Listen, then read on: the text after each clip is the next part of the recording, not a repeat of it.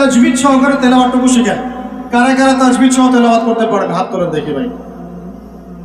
আচ্ছা, এখন হাত নামান।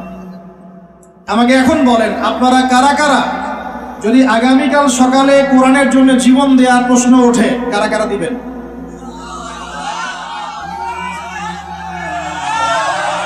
হাত নামান, হাত নামান। ওয়াল্লাহি আল্লাহর কসম করে বলছি আপনারা পারবেন না। আচ্ছা আচ্ছা, ইনশাআল্লাহ আল্লাহ কবুল করেন। তাহলে আমাকে আগে কোরআন তেলাওয়াতটা সহি করে দেখান। জীবন দেওয়া অনেক পরের কথা, জীবন দেওয়া অনেক বড় কথা কি না? এটা কি এত সহজ? এত সহজ না ভাই, এত সহজ না। 3 দিনের রিমান্ডে একদম আপাতমস্তক সব চেঞ্জ হয়ে যাবে। কয়দিন?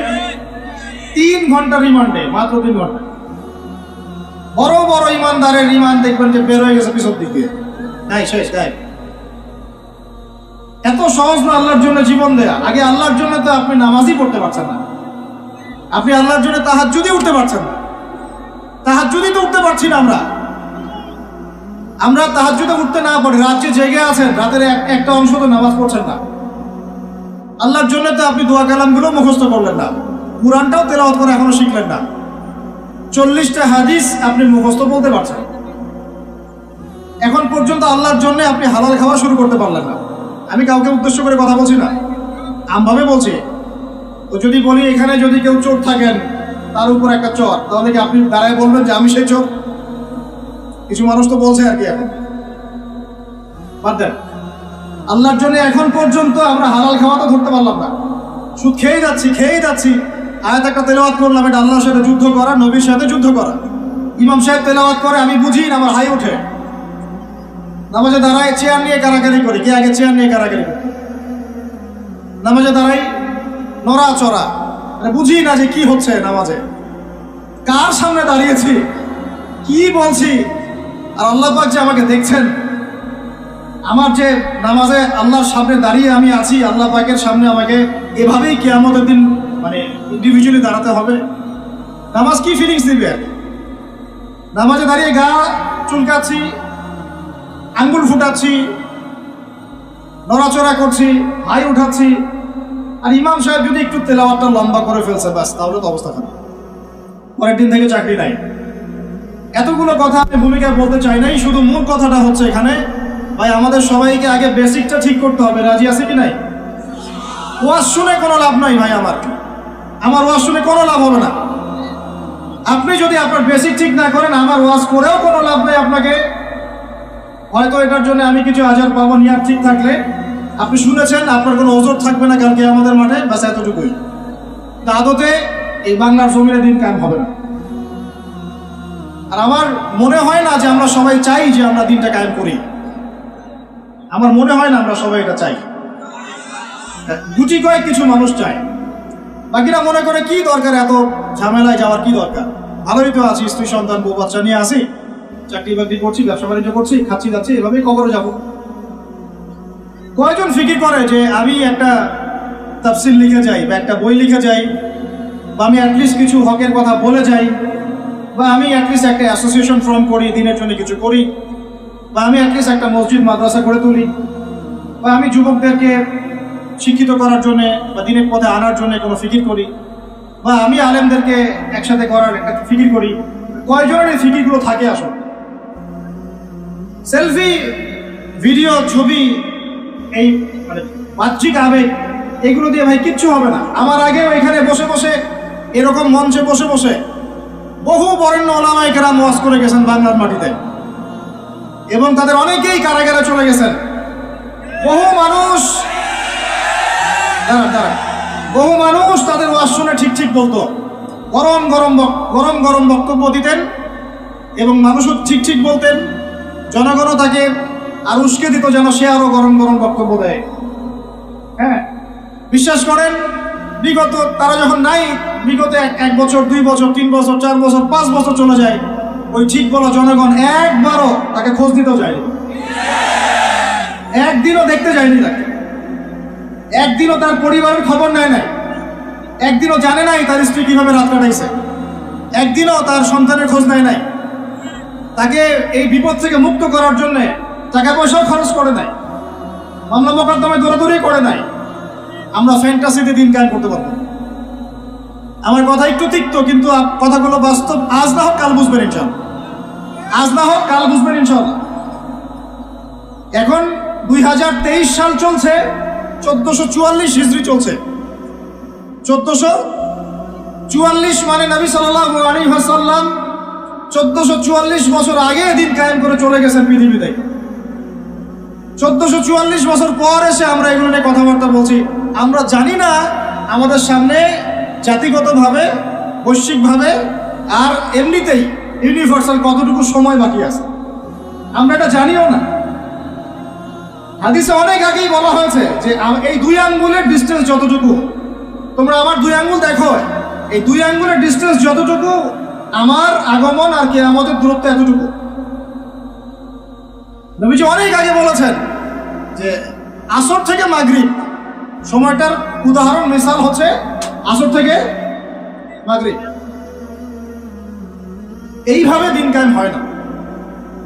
আমরা যদি দিন সত্যিকার অর্থে কায়েম করতে চাই, আগে বেসিক ঠিক করতে হবে। আজকে রাতে দোয়া কবুল হবে ইনশাআল্লাহ। এখন যেহেতু আমরা একটা জামার মধ্যে আছি, আল্লাহর ফেরেশতারা এটা ঘিরে রেখেছেন ইনশাআল্লাহ। আল্লাহ পাক অবশ্যই আমাদের কথা শুনছেন, দোয়া শুনছেন। সবাই আগে দোয়া করি, নিয়াত করি যে এই নামাজের কথাটা আপনার কানে চলে গেল, আজকের পর থেকে কোনোদিনও যেন নামাজ না ছুটে যায়। জোরে বলেন মুজাহিদদের মতো। আল্লাহ আমাদের দোয়া আপনি কবুল করুন। আমাদের কারো যেন কখনো এক ওয়াক্ত নামাজ আল্লাহ মিস না যায়, এবং নামাজে আমরা যা পড়বো তা যেন বুঝতে চেষ্টা করি। আল্লাহ পাক আমাদের সবাইকে কোরআন বিশুদ্ধ করে তেলাওয়াত করার তৌফিক দান করেন, এবং কোরআনের ভাষা আরবি শেখার তৌফিক দান করেন। আরবি না শিখে আমরা দাওয়াতি কাজে আসবো না, এবং আমরা সবসময় মুহাক্কিক ওলামায়ে কেরামের সাথে থাকবো। তাদের সাথে থেকে আমরা দিন শিখব, তাদের সহবতে থাকব, তাদের কাছে পরামর্শ করব, তাদের কাছে সিলেবাস করে নিয়ে পড়াশোনা করব, করে নিজের যোগ্যতাকে বাড়াবো ইনশাআল্লাহ।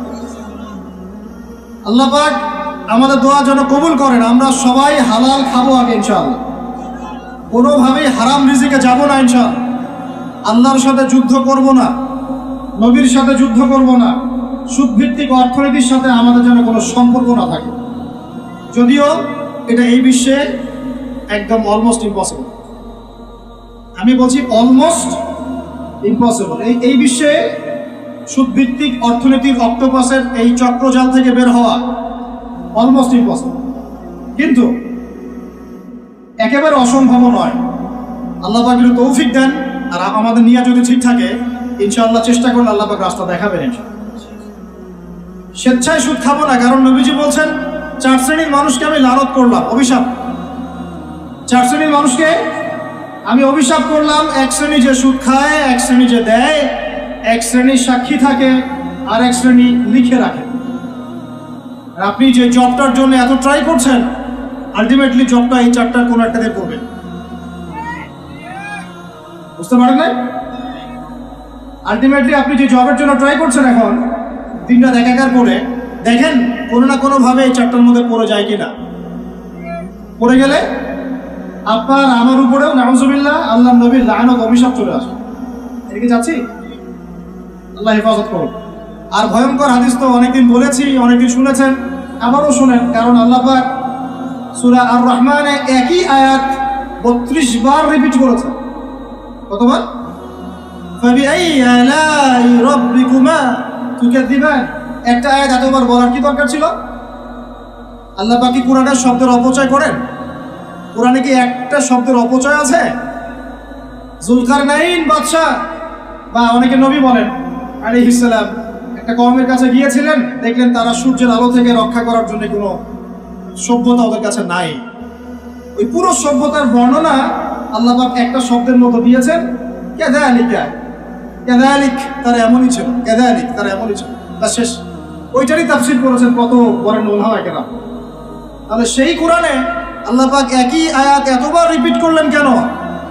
কারণ আল্লাহ পাক আমাদেরকে তার নিয়ামতগুলো চোখে আঙ্গুল দিয়ে দেখাই দিচ্ছেন, আর কোন কোন নিয়ামত তোমরা অস্বীকার করতে চাও। ওই জন্য আবারও বলছি, সুদের কথা আগেও বলেছি, আবারও বলছি, হাদিসটা আবারও শোনেন। যে ব্যক্তি সুদ খায় সে যেন তার মায়ের সাথে জেনা করে। যে ব্যক্তি সুদ খায় সে যেন তার মাকে বিয়ে করলো। আল্লাহর কসম, আল্লাহর কসম করে বলছি। আর এই কথাগুলো বলার পিছনে আমার আল্লাহ সন্তুষ্টি ছাড়া কোনো স্বার্থ নাই। আল্লাহর কসম যে আমরা বাংলার জমিনে এই বিশ্বের দ্বারা নিয়ন্ত্রিত এই অর্থ ব্যবস্থার মধ্যে ঢুকে পড়ে আমরা প্রত্যেকটা মুসলিম কান্ট্রি, শুধু বাংলাদেশে না, প্রতিটা মুসলিম কান্ট্রিতেই এখন সুদ ভিত্তিক অর্থনীতি চলছে। এবং আল্লাহর কসম করে বলছে আমরা মুসলমান হয়েও এখনো নিজেদের মায়ের সাথে জেনা করছি না। 7টা বিয়ে জায়েজ না জায়েজ এটা নিয়ে আপনারা প্রশ্ন করেন, কারণ হচ্ছে ভাইরাল ইস্যু, মজা লাগে, উত্তর আপনিও জানেন। কিন্তু সুদ দিয়ে যে মায়ের সাথে জেনা করতেছেন এই প্রশ্ন করেন না কেন? হ্যাঁ, বিয়ে শাদী নিয়ে প্রশ্ন করেন, দিন কায়েম নিয়ে প্রশ্ন করেন না কেন? শীতের দিনে বিয়ে করতে মজা লাগে না লাগে এইসব আলোচনা হয়, আল্লাহর জমিনের দাওয়াত জিহাদ দিয়ে কথা বলেন না কেন? যুব সমাজকে কিভাবে আল্লাহর দিকে নিয়ে আসা যায়, একটা সূত্রে গেঁথে ফেলা যায়, বরেণ্য ওলামায়ে কেরামদেরকে কিভাবে একটা জামায়ার মধ্যে আনা যায়, একটা আমিরুল মুমিনিন নিয়ে আসা যায়, এইসব চিন্তা করেন না কেন? সারাদিন কি এইসব মাসলা মাসাইল শিখতে থাকবেন? সারা জীবন এগুলোই করতে থাকবেন? সময় নাই হাতে আমাদের। এই জায়গাগুলো কে পূরণ করবে? এই জায়গাগুলো তো খালি হয়ে যাচ্ছে দিন দিন, কে পূরণ করবে? অনলাইনে বসে বসে পোস্ট লেখা সহজ, সমালোচনা করা সহজ, একটা কমেন্ট করা সহজ, লাইক শেয়ার দেওয়া সহজ। এই চেয়ারগুলো আপনি এসে পূরণ করেন, আসেন। এই চেয়ারগুলো, উম্মার নেতৃত্ব প্রদানকারী জায়গাগুলো আপনারা পূরণ করেন, আসেন। পড়াশোনা করেন, সাহসী হন, সবরের পরিচয় দেন, মুজাহাদা করেন, প্রশিক্ষিত হন, হয়ে আসেন, কথা বলেন, জামায়া গড়ে তোলেন, উম্মাকে নেতৃত্ব দেন, আসেন। এই জায়গাগুলো কাদের জন্য ছেড়ে দিচ্ছেন আপনারা? এই উম্মার দায়িত্ব আবু তো আদনানের নয়, এই উম্মতের দায়িত্ব আব্দুল মালিক সাহেবের, এই উম্মতের দায়িত্ব এই মুস্তাকুর নবী হুজুর, ওসামা ভাই, আহমদুল্লাহ হোসেন, এই ইন্ডিভিজুয়াল মানুষদের নয়। একজন ব্যক্তির উপরে, কয়েকজন ব্যক্তির উপরে আপনি দায়িত্ব চাপাই দিতে পারবেন না।